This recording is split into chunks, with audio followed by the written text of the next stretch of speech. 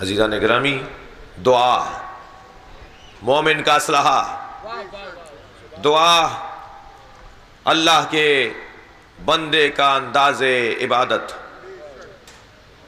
نماز بھی دعا ہے اور نماز کے بعد مانگی جانے والی دعا بھی دعا ہوتی ہے۔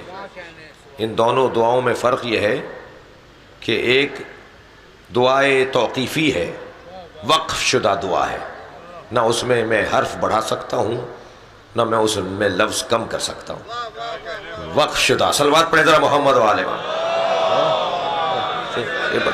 عبادت توقیفی، عبادت توقیفی ہے، وقف شدہ عبادت ہے۔ جس طرح آپ مسجد میں رکھی ہوئی جانماز کو کہیں اور نہیں لے جا سکتے، اپنے گھر سے اچھی لا کے رکھ دیں اور اپنے گھر لے جائیں، نہیں، آپ کے گھر کے جانماز اگر سونے کی تاروں کی بھی بنی ہوئی ہے تو وہ یہاں لا کے رکھ دیں اور یہاں والی وہاں لے جائیں، اجازت نہیں ہے، کیونکہ وہ وقف ہو گئی ہے۔ جو وقف ہو جاتی ہے شے، اس میں میں رد و بدل نہیں کر سکتا۔ توجہ چاہوں گا، تو نماز عبادت توقیفی ہے، اور عبادت توقیفی میں، ہر عبادت توقیفی میں کوئی رد و بدل نہیں کیا جا سکتا، وقف شدہ چیز ہے، نہ کچھ بڑھا سکتا ہوں نہ کچھ کم کر سکتا ہوں۔ بڑھانے کا بھی حق اسی کو ہے کہ جسے پڑھنے کا حکم دیا تھا کہ پڑھ کے دکھا دو۔ لہذا نبی فرمانے صلو کما رأیتمونی اصلی، ایسے نماز پڑھو جیسے میں پڑھ کر دکھا رہا ہوں۔ بھائی دقت فرمائیں گے، ایسے نماز پڑھو جیسے میں پڑھ کر دکھا رہا ہوں۔ میرے مولا نبی کی رحلت کے بعد جب 3 دور گزرے اور چوتھے دور میں مولا علی نے بظاہر حکومت سنبھالی اور پہلی مرتبہ ریاستی انداز سے اور سرکاری انداز سے میرے مولا نے نماز جماعت کی امامت فرمائی، تو جیسے ہی نماز مکمل ہوئی تو اصحاب نے آپس میں کہنا شروع کیا، لقد ذکرتنی صلاۃ محمدہ، آج علی نے ہمیں محمد کی نماز یاد کروا دی۔ صلوات پڑھ لیں ذرا محمد و آل محمد۔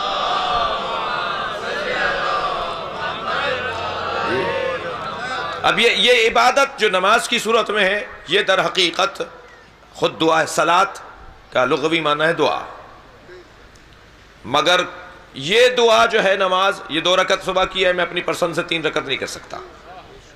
یہ 4 رکعت ظہر کی ہے، میں اپنی پسند سے 6 رکعت نہیں کر سکتا۔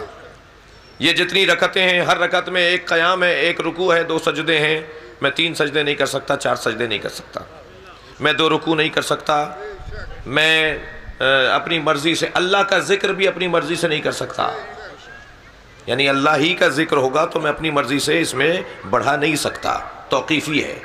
مگر جو اس کے بعد میں دعا مانگ رہا ہوں وہ دعا توقیفی نہیں ہے، وہ اختیاری ہے، وہ میرے ہاتھ میں ہے کہ میں کیا مانگوں اور کیا نہ مانگوں۔ بھائی دقت چاہوں گا اس مرحلے پر، نماز پڑھنے سے کسی کی معرفت کا اندازہ نہیں ہو سکتا۔ بھائی دقت فرمائیں، نماز پڑھنے سے کسی کی معرفت کا اندازہ نہیں ہو سکتا، اس لیے کہ یہ تو سب کو ہی پڑھنا ہے۔ بھائی یہی سورہ الحمد نبی بھی پڑھتے تھے اور وہ بھی پڑھتے تھے جنہیں کچھ نہیں پتا تھا، وہ لوگ بھی، اچھا میں اور کہہ دیتا ہوں، یہی سورہ الحمد امام حسین بھی پڑھتے تھے نماز میں، اور یزیدی لشکر بھی پڑھتا تھا۔ نماز ظاہری یہاں بھی تھی، نماز ظاہری وہاں بھی تھی۔ معرفت کا اندازہ ہوگا نماز کے بعد ادا کرنے والی دعا سے، کہ کیا معرفت ہے، کیا دیکھتے ہو تم اللہ کو۔ صلوات پڑھیں گے محمد و آل محمد۔